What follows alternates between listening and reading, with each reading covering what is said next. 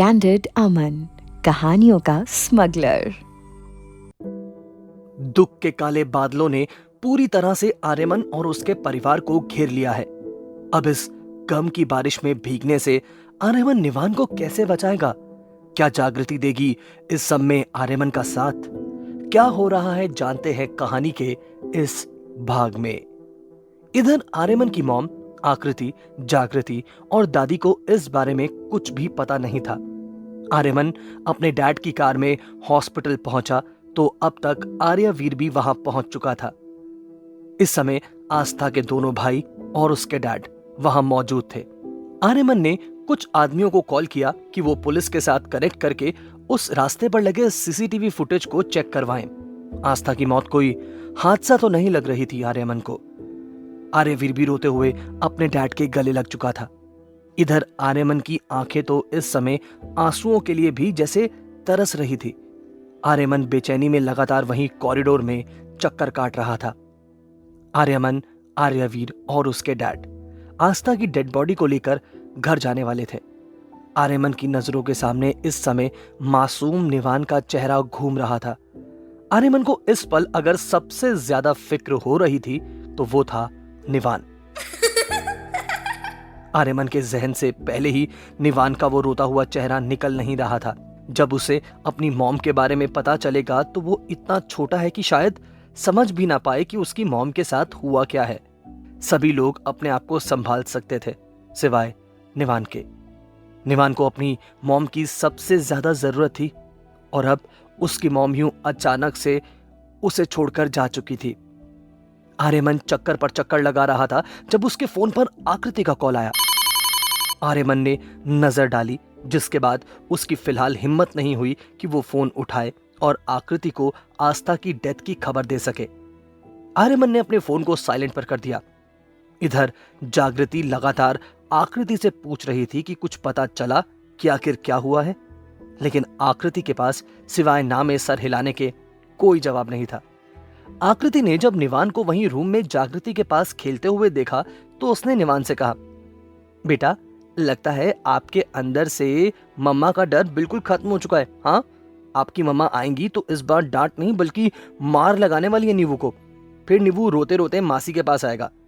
निवान से ये सब बोलने के बाद आकृति ने अपने मोबाइल में टाइम देखा तो उसने जागृति से कहा, आस्था दी को तो अब तक आ जाना चाहिए था। पता नहीं आज सबको क्या हो गया है। ना तो डैड वापस आए हैं और ना ही आस्था दी, और आर्यमन भाई भी यूं अचानक चले गए। वीर भाई को कॉल करने की कोशिश करती हूँ। नहीं, लेकिन वो भी आउट ऑफ टाउन है। जागृति ने आकृति के हाथ को थामते हुए कहा, रिलैक्स, आर्यमन आ जाएंगे।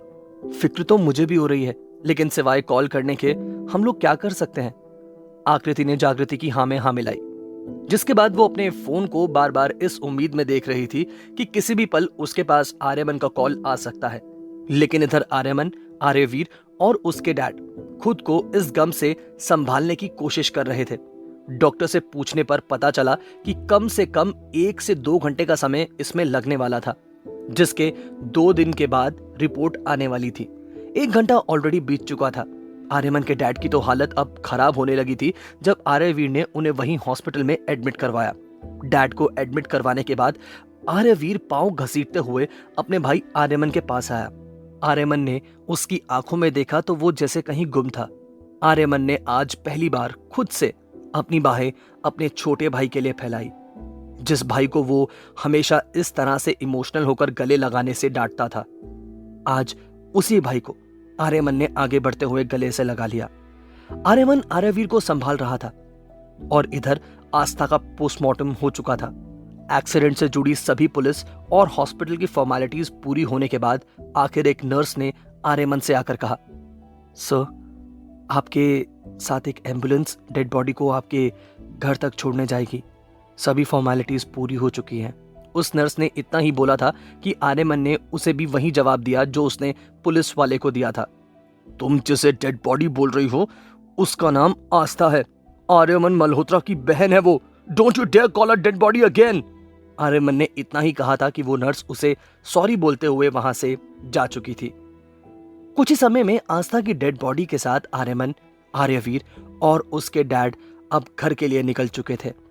आधी रात का समय हो चुका था, लेकिन इधर घर में कोई सो नहीं पा रहा था, क्योंकि आस्था, आर्यमन और डैड सभी लोग घर से गायब थे और किसी का भी फोन आंसर नहीं हो रहा था। निवान को आकृति ने दादी के रूम में सुला दिया। नियति भी अब गेस्ट रूम में सोने जा चुकी थी। जागृति अपने रूम में लाचार सी हालत में बैठी बस किसी भी पल कोई खबर आने के इंतजार में बार बार डोर की तरफ देख रही थी। जागृति के कान में डोरबेल बजने की आवाज आई तो उसे चैन आया कि आर्यमन आ चुका है। जागृति अपनी जगह से चाहकर भी हिल नहीं पा रही थी और सीढ़ियां उतरना तो उसके लिए इम्पॉसिबल टास्क था।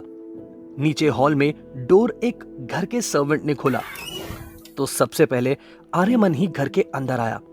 आकृति ने देखा तो आर्यमन के ठीक पीछे आर्यवीर और उसके डैड भी घर में अंदर आ रहे थे। जब आकृति ने आर्यमन से पूछा, भाई आप कहाँ थे? तब से आपको कॉल कर रही थी मैं। और आस्था दी कहाँ पर है? वो घर नहीं आई। मैं उनका फोन भी ट्राई कर रही हूँ, लेकिन उनका फोन स्विच ऑफ आ रहा है।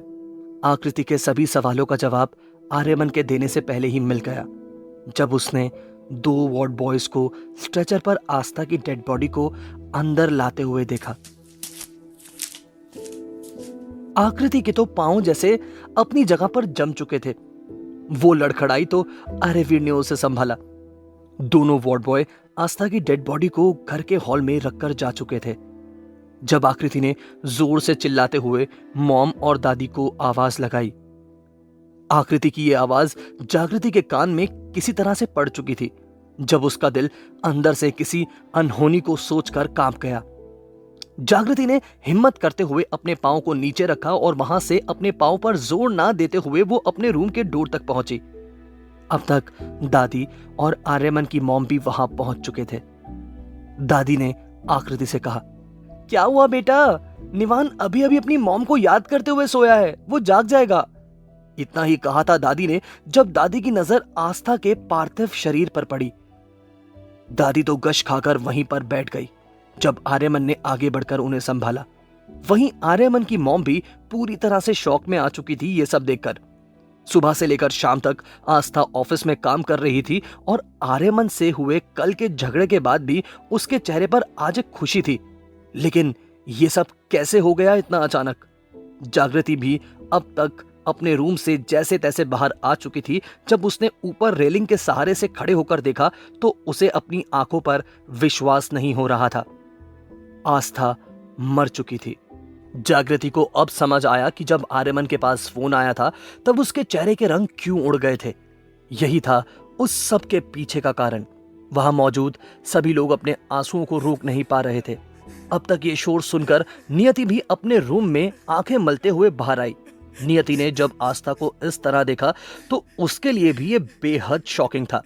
साथ ही नियति को याद आ रहा था आज शाम उसने आस्था से लिफ्ट मांगी थी घर वापस आने के लिए, जब आस्था ने उसे अपने साथ ले जाने के लिए मना कर दिया था, जिसके बाद वो आर्यमन की मॉम के साथ घर वापस आई थी।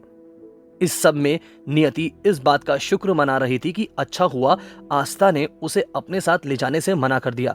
नियति ने आर्यमन के मॉम के नजदीक आते हुए उन्हें कंधे से सहारा दिया। इधर जागृति की नजर वहां कॉर्नर में चुपचाप खड़े आर्यमन के ऊपर गई। जागृति को आर्यमन की आंखें छलकती हुई भले ही नजर नहीं आ रही थी, लेकिन उसके आंखों का गम जागृति से छिप नहीं रहा था। इन सभी शोर से अब तक निवान की भी आंख खुल चुकी थी। आर्यमन ने जब निवान को दादी के रूम से बाहर हॉल में अपनी आंखें मलते हुए आते हुए देखा तो आर्यमन ने अपनी जगह छोड़ी और दौड़ते हुए उसने निवान को अपनी गोद में उठा लिया।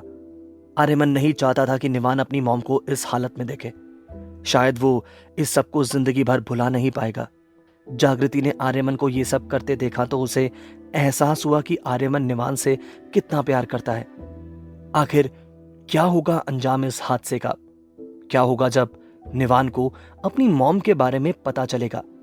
आप हमें कमेंट बॉक्स में जरूर लिखकर बताइएगा। जानेंगे लव अरेस्ट के आगे के सफर में कि आगे क्या होगा कहानी में।